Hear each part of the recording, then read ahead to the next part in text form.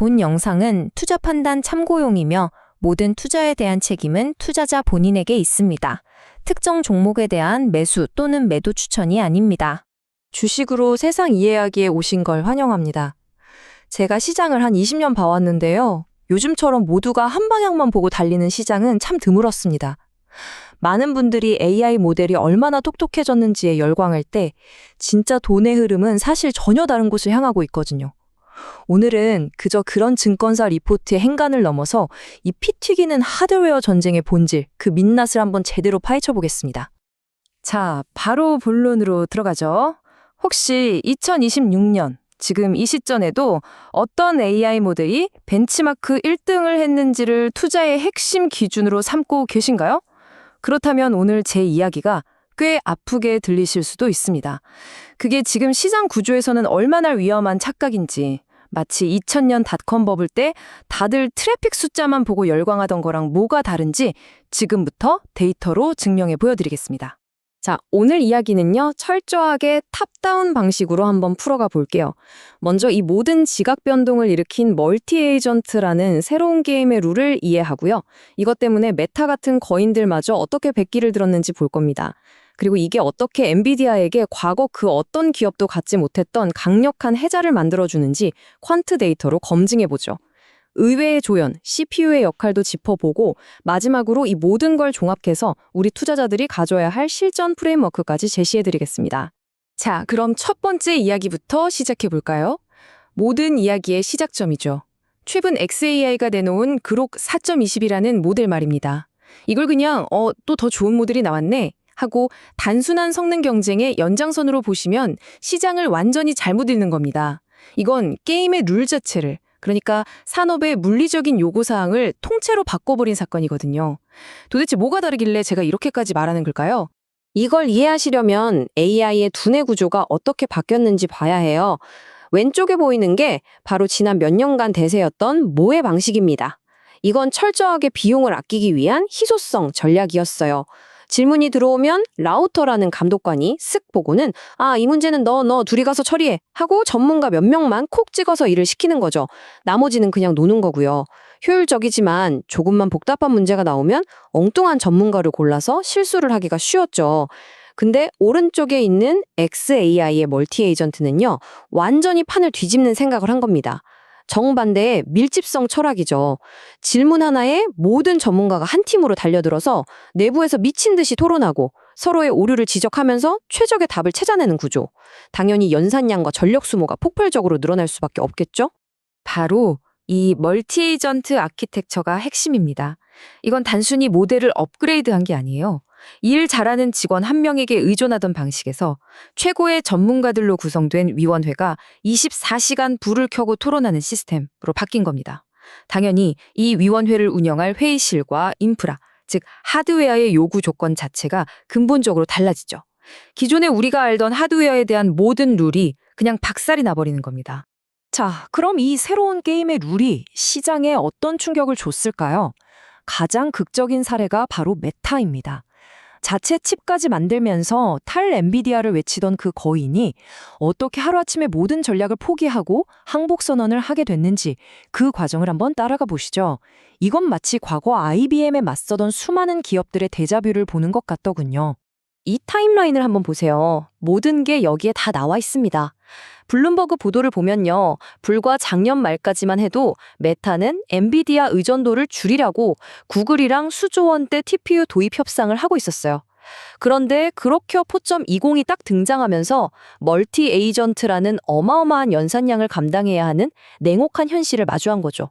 결국 저커버그는 기존 계획을 전부 폐기하고 오히려 엔비디아의 차세대 풀스택 플랫폼에 더 깊이 들어가겠다고 발표합니다. 이건 선택이 아니에요.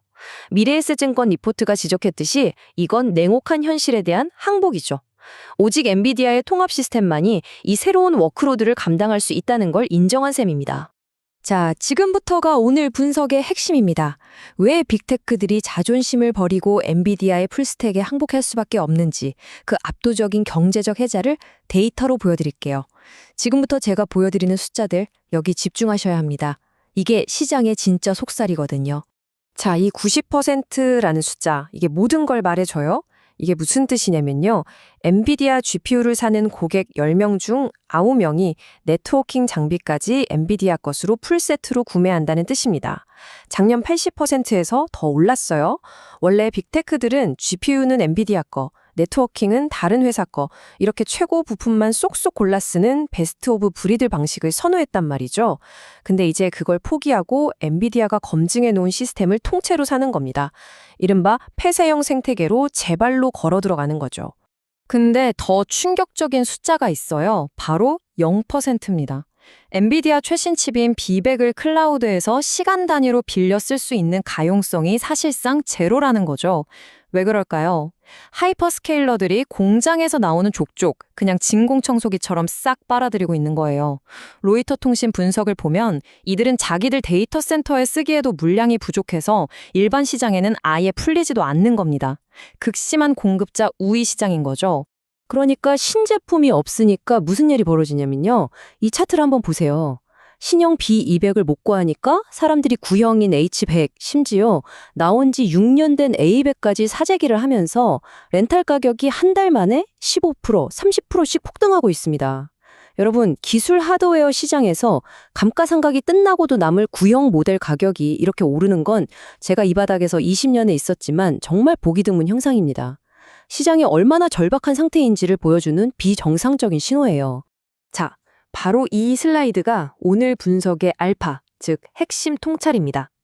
왜 모두가 엔비디아 풀스택을 못 구해 안달인지 그 결정적 이유는 바로 총 소유 비용, TCO에 있습니다.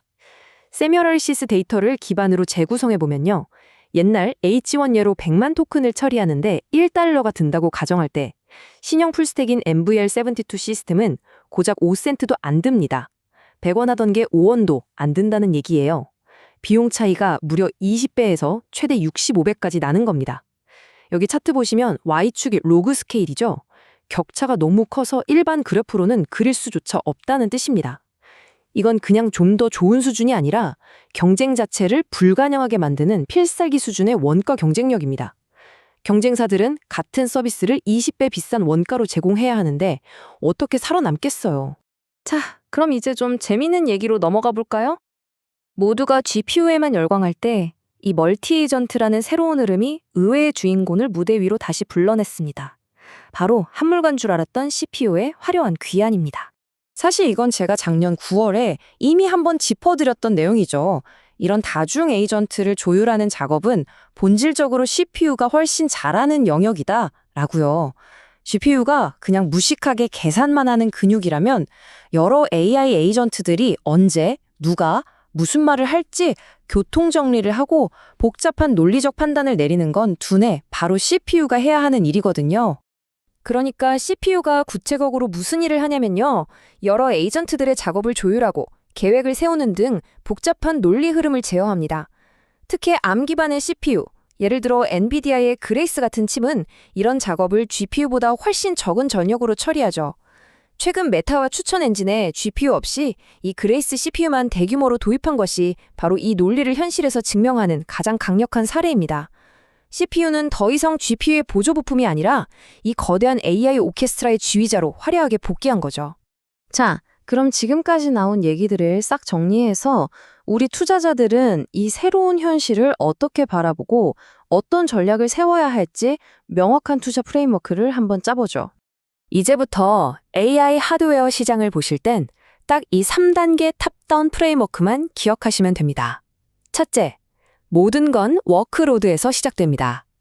멀티 에이전트라는 새로운 작업 방식이 모든 걸 결정하죠. 둘째, 이 워크로드를 경제적으로 감당하려면 풀스택은 선택이 아닌 법칙입니다. 아까 보신 TCO 격차 잊으시면 안 돼요. 셋째, 결국 이 모든 걸 쥐인 한 회사가 시장 전체를 다 먹는 그런 승자 독식 구조가 만들어질 수밖에 없다는 겁니다. 그러니까 우리가 시장을 보는 관점 자체를 완전히 리셋해야 한다는 얘기예요. 예전에는 어떤 모델이 벤치마크 1등했대, 어디 GPU가 제일 빨라, 이런 걸 물었다면 이제는 질문이 달라져야죠. 어떤 모델이 멀티 에이전트 수요를 폭발시키는가, 누가 가장 압도적인 TCO를 제공하는 풀스택을 가졌는가, CPU와 네트워킹 부착률은 얼마나 되는가, 이렇게 말이죠. 부품을 따로따로 보던 시각에서 거대한 폐쇄형 생태계의 책택류를 보는 시각으로 전환해야만 진짜 승자를 가려낼 수 있습니다. 이걸 우리 실전 투자에 바로 적용할 수 있는 리스크 관리 팁 3가지로 정리해 드릴게요. 첫째, TCO의 덫을 피해야 합니다. 엔비디아와 GPU 칩 하나로 경쟁하려는 기업들은 구조적으로 생존하기 어렵습니다. 둘째, CPU 도입을 중요한 신호로 봐야 합니다. 어떤 기업이 ARM 기반 CPU를 대규모로 도입한다고 발표하면 그 회사는 적어도 이 새로운 게임의 룰을 이해하고 있다는 뜻입니다. 마지막으로 공급 부족이 일시적 현상이 아니라 권력을 소수에게 집중시키는 구조적 현실이라는 점을 인정해야 합니다. 그래서 결론적으로 우리의 투자 스탠스는 명확해집니다. 어떤 AI 모델이 1등을 할지는 여전히 안개수기예요. 여기엔 신중하게 관찰하는 자세가 필요하죠. 하지만 이 모든 모델들이 결국 달려야 하는 도로, 즉 풀스택 인프라의 승자는 이미 정해졌습니다. 이 인프라에 대해서는 공격적인 확신을 가져도 되는 구간이라고 판단합니다. 변동성 큰 소프트웨어보다 이 모든 것을 가능하게 하는 독점적 하드웨어에서 훨씬 안정적인 알파를 기대할 수 있다는 거죠. 제가 20년간 이 시장에서 배운 게 있다면 바로 이겁니다. 이런 산업 변혁기에는 항상 가장 화려한 금광을 찾는 것보다 누가 금을 캐든 반드시 사야만 하는 독점적인 곡괭이와 삽을 파는 화살을 찾는 것이 잃지 않은 투자의 핵심입니다. 지금 AI 시장에서 그 독점적인 곡괭이랑 삽을 파는 회사가 어딘지는 너무나도 명확해 보이지 않나요? 자, 이렇게 하드웨어 전쟁은 사실상 승패가 갈린 것 같습니다. 그렇다면 우리는 다음 질문으로 넘어가야죠. 이 철옹성 같은 구도에 균열을 낼 수 있는 도전자에게도 기회가 있는 다음 전쟁터는 과연 어디가 될까요? 이 질문을 여러분께 남겨드리며 오늘 분석을 마무리하겠습니다. 결국 주식시장은 예측의 영역이 아니라 대응과 생존의 무대입니다. 여러분의 투자 프레임워크가 오늘 한 단계 업그레이드 되셨길 바랍니다. 구독, 좋아요, 알림 설정 잊지 마시고요. 이상 주식으로 세상 이야기였습니다.